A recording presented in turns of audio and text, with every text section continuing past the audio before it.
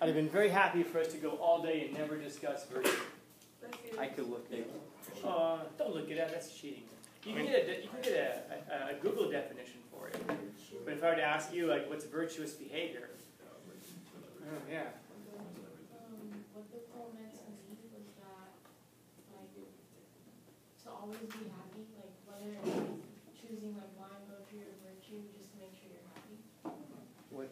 So maybe that pursuit of virtue, I'm sorry, the pursuit of passion, is the pursuit of happiness. Okay, that's good, because then we can take ourselves out of the realm of virtue, because virtue doesn't really make us happy too much, right? It makes us confused. Just hearing about it. How do you mean?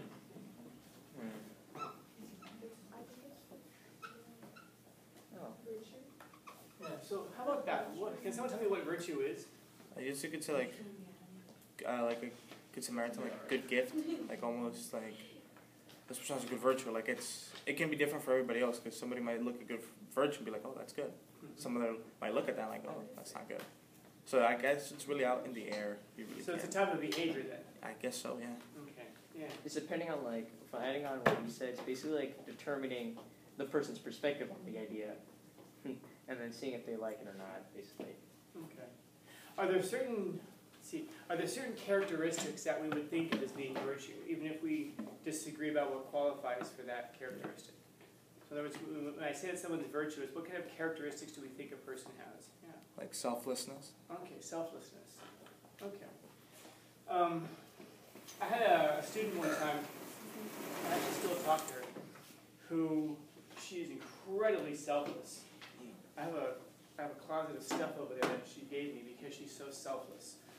And she has a job, and I remember she was telling me that she needed to get a bus pass to go to her job one day. So she was going to go after school and get her bus pass. Turns out she never got her bus pass because she was talking to a friend in one of her classes, and her friend needed money for a bus pass, so she gave her friend the money to get the bus pass. It was her last bit of money. And I asked her, how are you going to get to work? And she said, I guess I'll just walk. And her job was like 6-7 miles away. Yeah, it was a hoof, man. I'm like, you're going to walk 12 miles round trip every day? And she's like, yeah, she needed the bus pass. See your problem with this? Yes.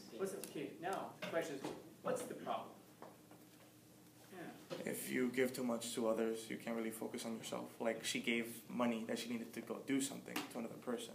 Yeah. Yeah. I was going to say something similar, like putting herself behind others, like she put herself last, and she just forgot about her needs. Yeah. She focused on other people. So she puts herself last, and she can't focus on her own needs. What value is she now to people around her? Easy target. What's that? An easy target. How do you mean? They could just like abuse the use of her. Take advantage. Taking advantage. Take advantage. Something a psychopath would say. She looks like a mark to me. She looks like a good target. Yeah. So it's true though. So then it's easy to take advantage of her, and to take advantage of her kindness. Manipulating. Yeah. Now, but so what? So what? Why is she doing it? Selfless. Ooh. Oh. All right, man. Go for it. Explain what you mean by that. You said because she suffers. Go ahead. No, I said selfless. Oh, selfless. Yeah. Oh, never mind then. It's about to get I deep. thought you were about to tell something that really is at the base of what's going on with her, and you would have been right. See, that's the thing, is the Rorschach test, right? I projected on him what he said. Yeah. Maybe something's happened in her life that caused her to be such a people pleaser. Yeah. So there's something that happened in her life that has caused her to be a people pleaser. What can you suppose that is? Somebody like really important in her life left her, like Who? dad, mom. Dad. Yeah. It's always dad, isn't it? I'll get the milk, I swear. I'll be right back. Yeah, exactly. I'll get the I cigar. wonder if all of our dads are hanging out somewhere. They just got talking to each other, and they're like, "Oh shit! Oh, your kid's my kid's the teacher. We should all go together." Right. Let's just wait. Maybe they'll all show up together. They'll come to me. They'll find me. Here any second. He'll be proud of me. The problem was I didn't get drafted. You know, if I did, he'd be here right now. Yeah. Also that maybe in her life, her family wasn't financially gifted, so getting this idea that she has suffered. I'm sorry, that she has suffered, because I said that. And that the suffering has caused her to be a people pleaser because she understands what it is to suffer, and she wants to try to relieve that suffering from others. Yeah. So we are kind of like, what if, so she knows she has that problem that she can't, well, that she needs the book translate. So she probably has a way to manage it, like how she said walking. So it doesn't seem as big of an issue to her with that than what it seems for her. This is very good. This is very smart. Because it isn't that she's looking at this behavior and is saying, oh, well, it's self-destructive to me. It's that walking, yeah, okay, I can walk. It's not such a big deal to me. I can do this. You know, if you're a little bit hungry, let's say, but your friend is a lot of bit hungry, and you're like, well, you know what, you can have my donut holes. You know, I say donut holes because I have 2 bags of donut holes over there. Wait, really? Oh, yeah. Last night, it was like 11 o'clock, and I was at home, and I'm like, I want donut holes. Oh, you're craving for that. I'm one of those guys. Yeah, and it sucks because I went to Video Kings. I was there last night, and then I went home. It was like 9:30, and I went home, and then once I was home, I live in South Park. Winchel's is over on Plaza, so I had to drive all the way back over here just to get donut holes. Okay. And the guy was trash talking. I got 2. You know, they sell them 14 at a time, 14 for $3.99. So I asked for 28, and he looks at me like, you want 28, man? And you got that judgmental look and go, yeah, man, 28, all sprinkled. Okay. And there's like little head shake. Yeah. That's a pause. Yeah, and then when he gives them to me, he puts them in 2 different bags. And rather than give me 1 bag, he says, that way, you know how many you've eaten. No joking, I just had to. Wow, what a dick. Right? I'm like, you on a job or not? So anyway. So I called the Sounds cops like and said they were dealing drugs out of there. Man, I want to. Okay. So when he gets out of jail in 6 hours, when he posts bail in 6 hours, he's gonna. So maybe there's something there where to her it's not that big of a deal. But like if you said to me, like if you were sitting and your stomach was grumbling, I just want the donut holes. They just taste good to me. But if you're sitting there and you're actually super hungry, maybe it's not that big of a deal for me to give you my donut holes. So maybe it's something like that. The reason I said that's really smart is because we have this tendency to go down rabbit holes. In other words, we sit there and go, she's traumatized, she's just all of a sudden just boom. So it must be something terrible. And we find all of the problems along the way, how of what she must have gone through in life. But in actuality, it might be something of a character trait where it's not really that big of a deal to her. In other words, things don't have to necessarily be the worst case scenario. We have a tendency to pursue it. And this is a natural thing for us humans, because the bad stuff stands out to us because the bad stuff is what keeps us alive. You know, if I'm able to recognize what a saber-toothed tiger looked like 30,000 years ago, well then I would stay alive. You know your vision, you guys know what your peripheral vision is? Yeah. Your peripheral vision is the vision that happens that's outside of here. The peripheral vision is one of the things that makes teaching so difficult. So right here you see stuff that's directly on. If something's coming right at you, it's difficult to measure. But when you see stuff happen in your peripheral, it gets your attention. So like if something over here moves, it's like, catches your attention. And that's the reason that this develops pretty well is because that's one of those things that keeps you alive. If you're walking around the savannah 100,000 years ago and there's something rustling in the bushes, that's what catches your attention. It's a tiger or something like that. The people who didn't have this just died. And so our vision it can be crystal clear if we're looking at something straight on. But it doesn't give us perception of movement. It's the peripheral that gives us movement. And so the reason I say that with regards to teaching is because I'm looking straight ahead right here. I see people going through backpacks, I see feet moving, I see wiggling here, I see people checking messages, and all of that's going on, all that sensory input's happening while you're trying to talk. It's a trip. And now that I've mentioned it to you, I wonder if now you're going to sense it as well to start to bug you. Maybe you never noticed it before, but your attention wasn't called to it. So you're welcome if this happens. Also, that's what happens in your room at night when something, it's dark and you see something move and you're convinced it's, it's there. You're convinced it's your uncle. Dad? Yeah, or my dad's back. Finally! Finally. He's got a gallon of milk. Oh man, this thing is expired. I'll be back. No! Darn it! Don't. I just got you back. Now, having said that, because of what I know about this person, it is this. Oh, And it is this as well. In her mind, it's it's fine, I can do that, I can do it, but the reason that she's okay with doing it is because she thinks very little of herself. And she thinks that any little problem you have is more important to address than whatever big, deep problem she has. She doesn't think that she's worthy of having her big problems in life addressed, and she doesn't take her life, I don't want to say meaningfully, but that's how she derives her meaning. You know? I don't remember if we're doing it first semester this year. We're going to be looking at a thing called archetypes. An archetype is a way of looking at, I guess it's a way of looking at literature, but it's also a way of looking at life. It was developed by a psychologist named Carl Jung, who said that there are essentially these 12 archetypes, and everybody fits into one of them. And so they're characterized by literature. So for example, you'll see like an archetype of like a ruler. One other archetype is the hero. Another archetype is the sage. That's the academic, the intellectual. Okay. And what Jung argues is that everybody has one of these personality types. You might have some elements of the second one, but for the most part, you're one of these 12 archetypes. The problem in life happens if you're, let's say you're a hero. Let's say you're a sage, but you're trying to be the hero. It's like you're a dog trying to be a cat. You can kind of pull it off. You can go through the movements of what a cat does, but it's going to be uncomfortable because you're not a cat. Because you're not used to it.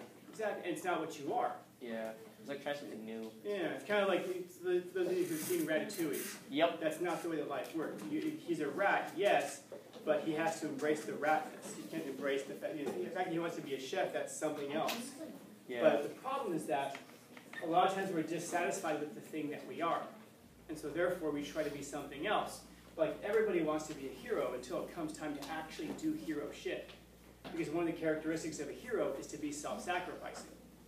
But if your archetype is the ruler is not a self-sacrificing archetype. He's a selfish. Yeah, exactly. So if you're this person, but you're trying to act like this, then when it comes time to do the archetypal hero thing, which is self-sacrifice, you're going to be like, no way. You're going to back off of that. There's going to be an incongruency in your life.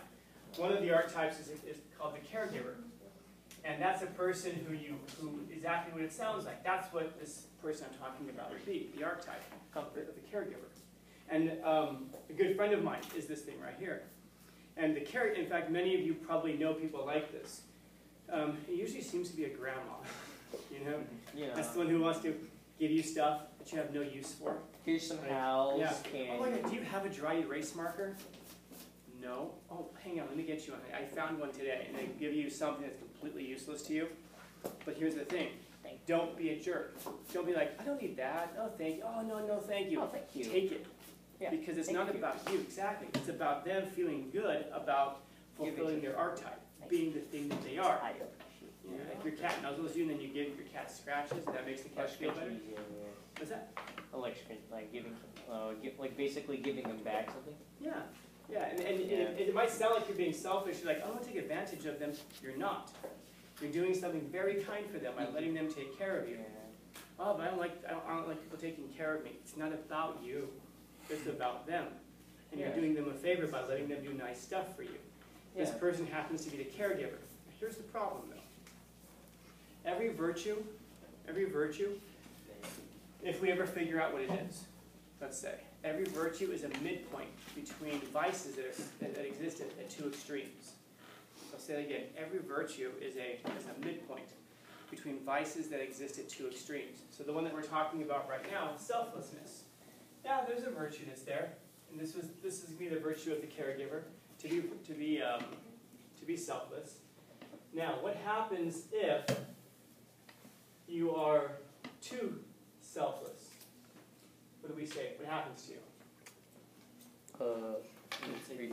Get taken advantage of? Manipulative. Yeah, you lose yourself, you get manipulated. And moreover also, this is the thing that stops you from being able to be this. If you have $1 million and you give away $1 million, and then you've got nothing to give away, you can no longer be this thing. You lost. Yeah. You have to make sure that whatever it is that you're doing here, that you don't lose yourself, because if you give away everything, you've lost your ability to help others, and you've therefore lost yourself. Yeah. So basically, like, you need to learn how, like, to balance, like, if it's okay for you to do it or not to do it. It's like a yes or no. It's like, yeah, you could do this for this one person, But one thing about yourself, like, what do you? I mean, like, what do you like? Is this really okay for you to do this now, or is it okay for? Is it? Do you feel like it's okay for you? You know what I mean? Yeah. Yeah. And what happens if you're not selfless enough? What do we call that person? Selfish. Selfish. Yeah, exactly. So actually, I guess I have these backwards. Yeah, so this should be selfish over here. So this is too much. This is too little. If you have too much, so too little selflessness, you're selfish. And we're going to assume just for a second that it's bad to be selfish. It's not quite clear that it is bad to be selfish, but we're going to assume for a second that it is bad. It's horrible. So your virtues are going to be midpoints between these two vices. You don't want to be too selfless because then you lose yourself. Or you want to be too. And you don't want to be too not selfless enough because then you're selfish. Yeah, too greedy. Yeah, you're greedy. So you want to be something in between, which is this virtue of selfishness. I'm sorry, selflessness. Selflessness. Yeah, it's all hard. So now, even if we can't agree on what this midpoint is, at least we can agree on what we're targeting. So, like for example, let's say that. Okay, so for example, courage. Courage is a virtue. Yeah. If I've got too much courage, what am I? A dumbass. Dumbass. That's exactly what Aristotle would have said. You are a dumbass. Congratulations, you plagued yourself. Yeah. I'm going to call it. We're going to call it reckless. Yeah. Reckless. Yeah. And if I'm not courageous enough, what am I? Coward. Coward. Yeah. Bro, jeez.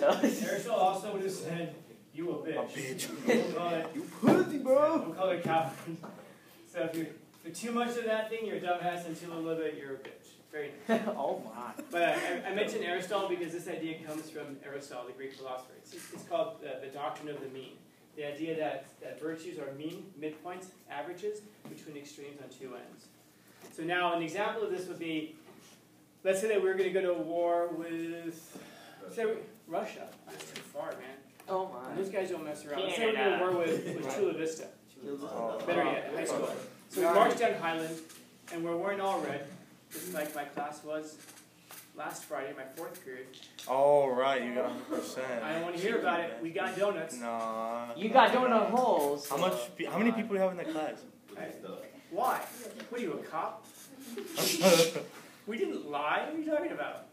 That would have been. We got like a recorder. Yeah, honesty is a good thing, man. And if we had too little honesty, we'd have been liars. We weren't liars. We didn't lie and say we had twice as many as we actually had wearing red just so we can get free donuts.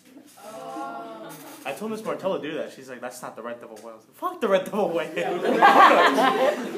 Hey The yo. red devil way doesn't get you donuts, does it? Free food. Come on. Yeah. Then when they made the announcements, there were two classes at 100%. We were losing our minds. Like, what? They lied worse than us. They're worse liars. And they called us third and we're like, yay! Never mind. Yeah, then they brought I the love donuts. too And high. then they brought the donuts and we were all just like poker faced on it. Wow, good job. And like nobody that day was wearing.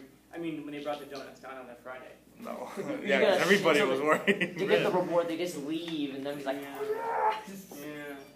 So we walk down to Chula Vista, and we see how many there are down there, and it's just us, but they brought the whole school out.